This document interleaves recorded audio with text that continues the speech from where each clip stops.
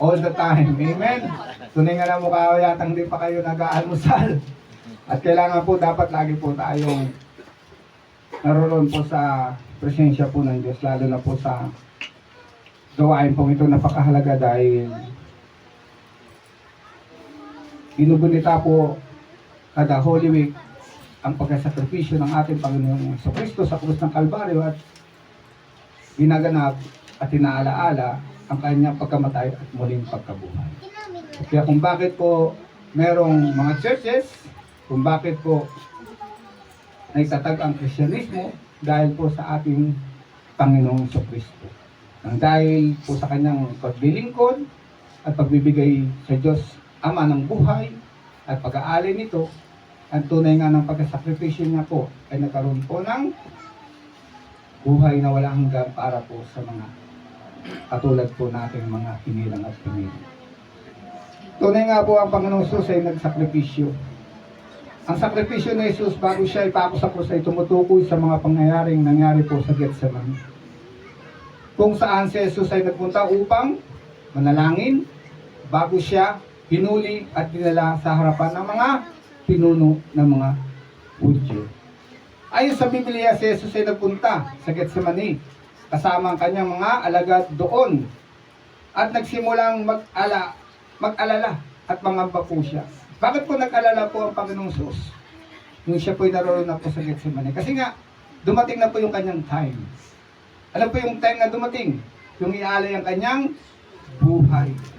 At dahil alam niya na ang ganito na lang po yung buhay po niya, sino pong tao na hindi maaalarma? Sino pong tao ang hindi mangangamba at mag-aalala kung alam mo na yung oras na yon ay naroroon na ang pagdating ng iyong kamatayan. Hello! Parang halimbawa po sa mga may sakit. Diba pag may sakit na, yung may mga cancer, pag tinaningan na sila ng doktor na nag-check up sa kanila, tumingin sa kanila, diba kahit mahaba pa yung binigay ng doktor na, o 3 months na lang, 2 months, 1 month, o 1 linggo, o 1 araw na lang yung buhay mo. Diba yung may cancer po, yung tao po ay nag-aalala na po siya. Nangangamba na po siya. Ganun po yung dumating sa buhay po ng ating Panginoong Jesus. Pero, ayon nga po sa Biblia, nagpakita po si Jesus, ang ating Panginoong Diyos, na si Jesus, ng katatagan at kalakasan. At sabi niya nga po dito sa Mateo 26 verse 39, na sinasabi po rito na lumayo siya ng kaunti at nagpatira pa siya at nanalangin. At sabi niya, Ama ko, kung maaari po, ilayo ninyo sa akin ang kupang ito ng paghihirap. Ngunit, hindi po ang kalooban ko ang masunod, kundi ang kalooban ninyo ang mangyari. Ganon din po doon sa Lucas chapter 22 verse 42 at Marcos 14 verse 36 na sinabi naman po dito sa Lucas chapter 22 verse 42, sabi niya, Ama, kung lalawin mo, ilayo mo sa akin ang kupang ito, ngunit huwag ang kalooban ko ang masunod, kundi ang kalooban mo. Doon po, nagkaroon po ng suffering ang Lord. At iniaalay niya po, ibinigay niya nga po ang kanyang buhay, una, sa Panginoong Diyos, Ama. At sabi niya nga, maliwanag na hindi ang kalooban ko ang masunod, kundi ang kalooban mo. Ibig sabihin, doon pa lang sa pagsasalita na yon, na kahit gusto po ng Panginoong Jesucristo na tumalikod, hindi niya po magawa. Dahil meron nga po siyang mandato na tapusin ang kalooban ng Diyos Ama. Dahil yun ang kalooban ng Diyos Ama at ng Ama niya, dapat niyang sundin yung inuutos sa kanya ng Ama. Kaya kung bakit nagsakripisyo po siya doon sa krus ng Kalbaryo. Kaya maliwanag na sinabi niya na ilayo mo sa akin ang kopang ito. Ano po yung kopang ito? Yung paghihirap sa krus ng Kalbaryo. Dahil alam niya na siya po ay susuntukin. Dahil alam niya po na siya ay duduraan. Dahil alam niya po na siya ay sasampalin. At ipapako sa krus at ahagupitin. At sasaksakin na sipat ang kanyang kadilig. Dahil alam niya lahat ang mangyayari sa kanya. Sino po yung tao na hindi nga po mag-aalala at mangangamba? Pero dahil doon po yung pagkasakripisyo at pag-surrender ng buhay po niya sa Diyos para ialay ang kanyang buhay para sa kaligtasan ng lahat ng tao na nabubuhay po sa daigdig at sa mundong ito. Kaya ang sakripisyo ni Jesus sa Getsemani ay tumutukoy sa kanyang pag-alay ng kanyang sariling kalooban sa kalooban ng Diyos at ang kanyang pagtanggap ng kopa ng paghihirap at kamatayan. Sinasabi ng Biblia, ang kopa ay isang simbolo ng paghihirap at kamatayan at ang pagtanggap nito ay nangangahulugan na ang pagtanggap ng kalooban ng Diyos kahit ito ay mahirap o masakit. Yun po yung ginawa ng ating Panginoon Jesus, na kahit alam niyang mahirap at masakit, pinuntahan niya po yun. Nilakaran niya po yun. Tinanggap niya po yun. Kahit alam niya na mahihirapan siya, kahit alam niya masasaktan siya, tinanggap niya po yun. Yun po yung pagsasakripisyo po ng ating Panginoon Jesus. Kaya ang sakripisyo ni Jesus sa Getsemani ay isang mahalagang bahagi ng kanyang misyon dahil ito ay nagpakita ng kanyang pagtanggap ng kalooban ng Diyos at ang kanyang pag-alay ng kanyang sariling buhay para sa kaligtasan ng sangkatauhan. Yan. Lagi po nating tatandaan na kung bakit sinakripisyo ng Panginoong Jesucristo ang kanyang buhay para sa kaligtasan ng lahat ng taong nabubuhay dito sa ibabaw ng mundo. Kaya kung dumating sa inyo yung pagsubok, ngayon, kung dumating sa inyo yung suffering, o anumang problema sa buhay ninyo, lagi niyo pong tatandaan na nauna na yung sakripisyo po ng ating Panginoong Jesucristo. Bago pa dumating yung ating mga suliranin, problema, at kapigatian sa buhay. Na lagi po nating iisipin na merong nauna na nagbigay ng sakripisyo ng buhay para kung sakali dumating yung pagsubok, yung problema sa buhay, ay merong aalo o dadamay sa ating mga buhay sa pamamagitan ng buhay po ng ating Panginoong Jesucristo. Kaya kung meron po tayong problema na po yung dapat gawin, ang gawin lang po natin ay lumapit po sa Panginoong Jesucristo. Para po tayo ay kanyang magabayhan at maalalayan at mabigyan ng tagumpay kung meron po tayong suliranin at problema sa buhay. Eh bakit isinakripisyo ng ating Panginoong Jesucristo ang kanyang buhay? Ayon nga po sa Biblia, isinakripisyo ni Jesus ang kanyang buhay para sa mga sumusunod na dahilan. Number 1, para sa kaligtasan ng sangkatauhan. Yung pala, ang unang dahilan kung bakit sinakripisyo po ng ating Panginoong Jesucristo ang kanyang buhay. Para sa kaligtasan ng sangkatauhan. Ano po yung sinasabing kaligtasan ng sangkatauhan? Tulad po natin, kayo. Kabilang po kayo dito. Kung bakit ang buhay po ng Panginoong Jesucristo ay sinakripisyo niya po doon sa krus ng Kalbaryo. Para po kayo ay bigyan ng buhay. Ng buhay ng walang hanggan. Nasabi po rito na si Jesus ay namatay para sa mga kasalanan ng sangkatauhan upang ang mga tao ay makapagtubos sa kanilang mga kasalanan at magkaroon ng buhay na walang hanggan. Kaya dito po pumapasok yung Bible verse ng John 3:16. Sa 1:3:16. Na gayon na lamang ang pag-ibig ng Diyos sa sanlibutan. Kaya binigay niya ang kanyang kaisa-isang anak na si Jesus upang ang sino mang sumampalataya sa kanya hindi mapahamak kundi magkaroon ng buhay na walang hanggan. Kaya lahat po ng tao ay meron pong pag-asa na magkaroon ng buhay na walang hanggan sa pamamagitan po ng buhay at inaalay ng Panginoon Jesus. Doon nga po sa krus ng Kalbaryo. Kaya lahat po ay merong hope, pag-asa. Kahit mamamatay tao ka na, kahit sakim ka na sa pera, kahit ganid ka pa, kahit manluloko, mandaraya ka pa, o lahat na ng kasalanang ginagawa mo, meron ka pa rin pag-asa na magkaroon ng buhay na walang hanggan sa pamamagitan ng ating Panginoong Jesucristo. Yan po yung pinakamagandang balita sa tao, na magkaroon ng buhay na walang hanggan. Tingnan nyo, kahit makasalanan ka na, kahit ikaw na yung pinakamakasalanan tao sa buong mundo, meron ka pa rin pag-asa na magkaroon ng buhay na walang hanggan sa pamamagitan ng buhay ng Panginoong Jesucristo. Kaya sabi niya nga po dito sa Roma chapter 5 verse 8, ngunit pinatunayan ng Diyos ang kanyang pag-ibig sa atin nang mamatay si Kristo para sa atin noong tayo ay makasalanan pa. Kaya isipin ninyo po, bago kayo mahalin ng inyong mga asawa, merong unang nagmahal sa inyo. Sino po yun? Yung ating Panginoong Diyos Ama, na Ama po ng ating Panginoong Jesucristo. Sila po ang unang umibig at nagmahal po sa atin. Kaya kung bakit sa kabila ng mga problema at siliranin ng buhay po natin, ay hindi po tayo bumabagsak dahil meron nga pong umaagapay. Pera na lamang po talaga kung ikaw ay surrender at hindi magpapasakop at hindi lalapit sa Panginoong Diyos. Kaya ang bawat isa nga po ay merong free will kung gusto niyang lumapit sa Diyos o hindi lumapit sa Diyos. Ang tao po ang magpapasya. Pero yung hope na ibinigay po ng Panginoong Diyos at ng Panginoong Jesucristo ay panghabang buhay po sa tao. Kung bakit nga po merong Bible para mabasa nga po ito ng lahat ng taong nabubuhay sa ibabaw ng mundo. At kung bakit sinakripisyo ng ating Panginoong Jesucristo ang kanyang buhay dahil nga mahal niya ang bawat isa po sa inyo, sa ating lahat. Kaya yung nga po ang dahilan kung bakit isinakripisyo ng ating Panginoong Jesucristo ang kanyang buhay. Yun po yung number 1, para sa kaligtasan ng sangkatauhan, para raw po sa atin. Lahat ng tao, bata man, patanda man, binata man, dalaga man, may asawa man, o wala. Yun daw po ang dahilan kung bakit inalay ng Panginoong Jesucristo ang kanyang buhay doon sa krus ng Kalbaryo.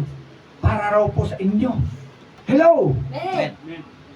Ano naman po yung number 2? Para tuparin ang kanya, para tuparin ang kautusan ng Diyos.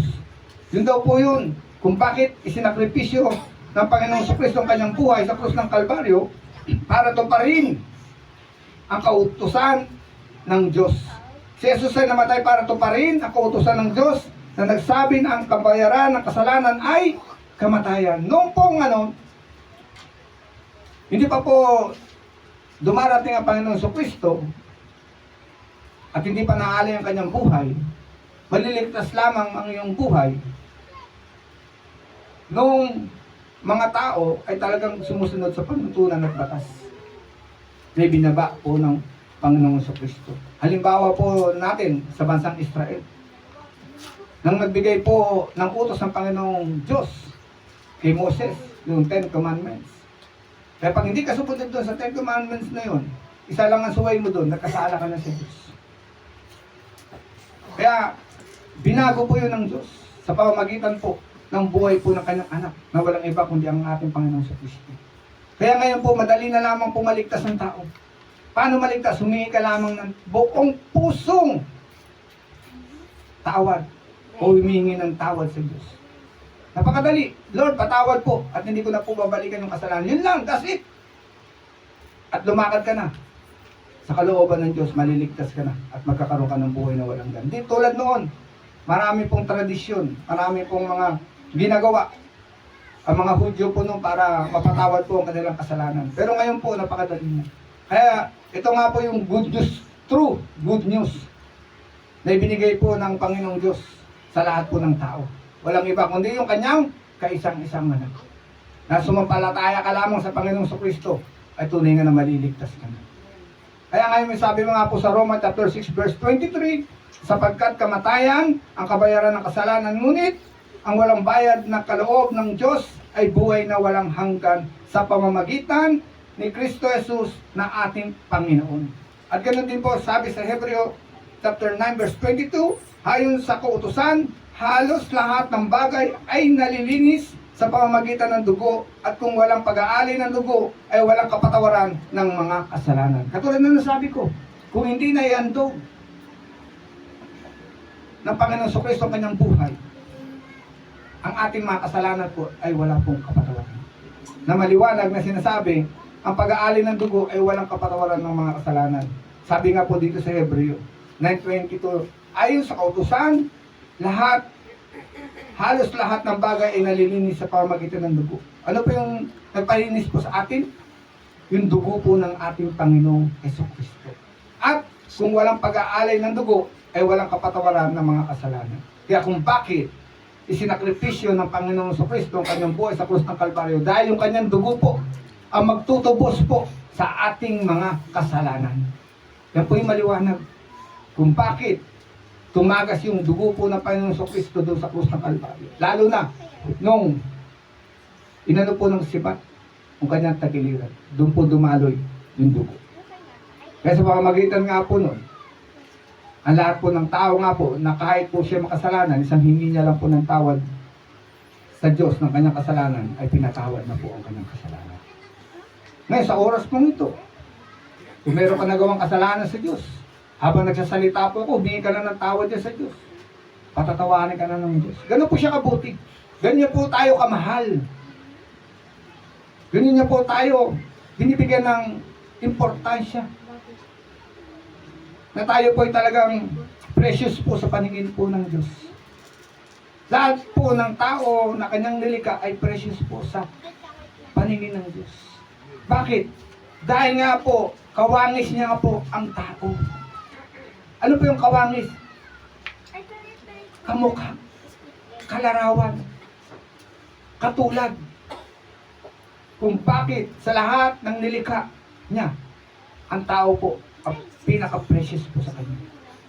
Bakit hindi yung mga aso? Bakit hindi yung mga kambing? At iba pang mga hayop? Bakit hindi isda? Bakit hindi ang ibon? Bakit hindi ang mga puno o damo ang minahal ng Diyos ng higit sa mga ito? Kundi bakit ang tao ang minahal niya? Dahil nga, sinabi nga po sa Biblia, nakawangis niya nga po tayo. Kung bakit ganun niya tayo kamahal. Kung bakit yung kaisa-isa niya nga pong anak ay ibinigay niya, inalay. Kayo po ba, kaya niyo po bang ialay ang isa niyo pong anak para po sa Diyos? Hello?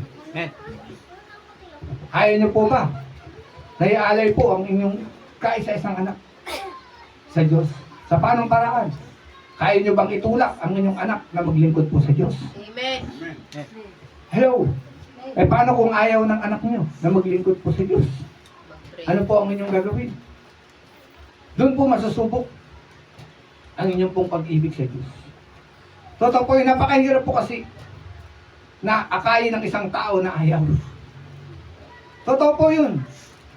Napakahirap po akayin ang isang tao doon sa gusto mo na ayaw niya. Ano po yung sekreto para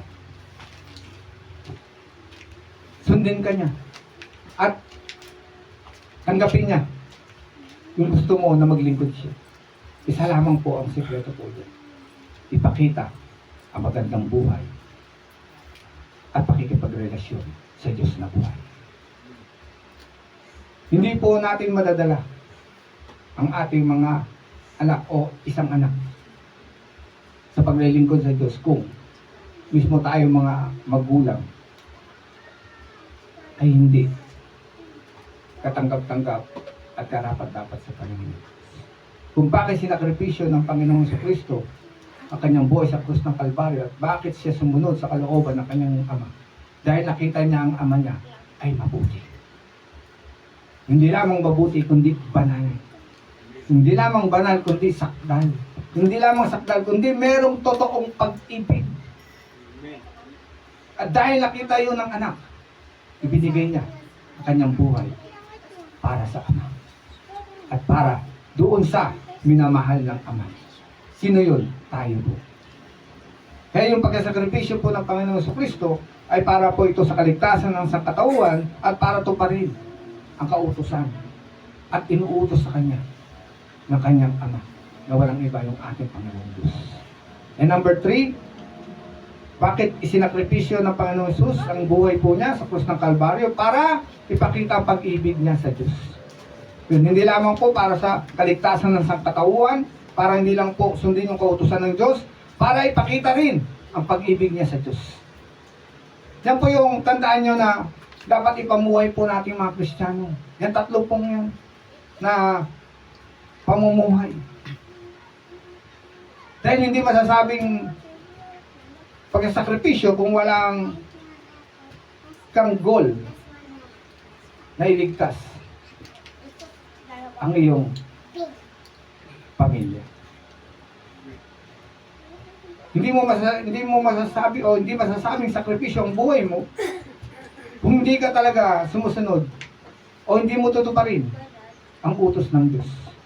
At hindi matatawag na sakripisyo o pagkasakripisyo yung ginagawa mo kung hindi mo talaga ipapakita yung tunay na pag-ibig mo sa Diyos. Pero si Jesus po ay namatay para ipakita ang pag-ibig ng Diyos sa sangkatauhan at para patunayan na ang Diyos ay handang magbigay ng kanyang sariling anak upang para sa kaligtasan ng mga tao. Kahit na siya ay anak ng Diyos, sabi po dito sa Hebreo 5:8, natutunan niya ang tunay na kahulugan ng pagsunod sa pamamagitan ng pagtitiis. Kaya pag gusto niyo po talagang patunayan yung inyong pagsasakripisyo, kailangan naroon po yung pagtitiis. Sino na po yung marunong na pong magtiis po rito? Amen. Alam nyo, huwag magagalit sa akin yung mga lalaki, pero sa pag-aaral ko, sa akin po ito. Sa pag-aaral ko, sa panuntunan ko, sa akin lang po ito. Nakita ko ang talagang matiisin na yung babae. Ang lalaki po, ang pagtitiis po ng lalaki, ano lang yun eh. Kung ba sa, huwag magagalit sa akin ng lalaki, parang wala pa sa kalahati sa pagtitiis ng babae. Totoo po yun. Nakita ko po yung pagtitiis po ng babae. Nature po nila po yan. Kahit anong sama ng ugali ng kanilang partner na lalaki, pagtitiisan nila yan. Kahit naroon na sa bisyo, yung kanilang partner, pagtitiisan nila yan. Lahat ng masasakit na salita ng partner nilang lalaki, pagtitiisan nila yan. Kahit na hindi sumusunod si partner na lalaki, pagtitiisan nila yan. Kahit sinasaktan na sila ng partner nilang lalaki, pagtitiisan pa rin nila. Ganun ang nakita ko ang pagtitiis ng mga babae. Kaya, hindi ko naman talaga tinataas ang babae. Hanga po ko talaga sa attitude ng mga babae. Mapagtiisin ko nila. Pero, may nakita po ko sa kanilang sikreto. Yung pagtitiis po nila na yun, pag sumagad, hindi mo na po sila mapipigilan pag sila po ay nag-back out doon sa relasyon. Totoo po yun, nakita ko po yun. Sa pagtitiis, talagang hindi kayang talunin ng lalaki ang pagtitiis ng babae. Kasi tayo mga lalaki, honest, ang pinagtitiis lang naman po natin yung pag-work eh. Kasi natural po yun. Habang tayo nabubuhay nga po ay maghahanap buhay. Yun po yung sinumpa po sa atin ng Panginoon Diyos na mababasa po sa Genesis. Pero yung pagtitiis po ng babae, ay panghabang buhay niyo pong pagtitiis po yun. Hanggang nabubuhay po siya sa ibabaw ng mundo. Hindi lamang po naman sa partner niya ibibigay yung pagtitiis eh. Maging sa kanyang panganay, sa kanyang pangalawa, maging sa bunso. Hanggang sa apo, ang pagtitiis po ng babae. Sa nakita ko pong ganung panuntunan ng buhay, sabi ko, talagang kakaibang babae. The best ang babae sa pagtitiis niya. At talaga namang ang babae po ay blessing sa isang family. Kaya, dapat ang ginagawa po ng mga lalaki ay truly o true na mahalin po yung mga babae. Talagang dapat po talagang ibigay yung tunay na pag-ibig. Amen. Hindi lamang tunay na pag-ibig, kundi tunay na paggalang. Para makita naman ng mga babae na sila po yung nirespeto. Kasi ang hinihingi lang naman po ng babae, yung dalawa na yan eh. Di ba po mga girls, Amen. Amen. mga nanay pong naririto at mga babaeng naririto, dalawa lamang pong hinihingi ng mga babae sa lalaki, yung respeto at pag-ibig. Palakpakan po natin. Ganun din po ang gusto ng Diyos na may pakita ng mga tao sa Kanya. Sabi ko, ganun din po ang gusto ng Diyos na may pakita ng lahat ng tao sa Kanya. Yung respeto at yung tunay na pag-ibig. At pag nakita na po ng Diyos yun, yung respeto na yun, sa Kanya na Kanyang nilika at pag-ibig, tunay nga po na ang Diyos rin po ay handang magbigay ng sukli doon sa sinakripisyo at binigay ng pag-ibig sa Kanya at respeto sa Kanya. Kaya nga, hindi natin kayang talunin ng Diyos eh. Yung tatlo pong ito, na pamantayan pong ito na yung ibigay mo yung buhay mo para sa kaligtasan ng sangkatauhan at para tuparin yung kautusan ng Diyos at para mapatunayan yung totoong pag-ibig po ng Diyos. Yan po yung ginawa po ng Panginoong Hesus. At sabi niya nga pa po dito sa pang-apat, para sirain ang kapangyarihan ng kamatayan. Yan kung bakit isinakripisyo ng Panginoong Jesucristo ang kanyang buhay sa krus ng Kalbaryo para sirain ang kapangyarihan ng kamatayan. Kasi nga nung magkasala po si Adan at Eva, ang lahat po ng tao ay napunta nga po sa kamatayan. Kaya sinabi nga po ng Panginoong Diyos kay Adan na huwag mong kakainin o ihipuin ang puno na yan na nagbibigay ng karunungan at kaalaman. Dahil pag ginawa mo yan, mamamatay ka.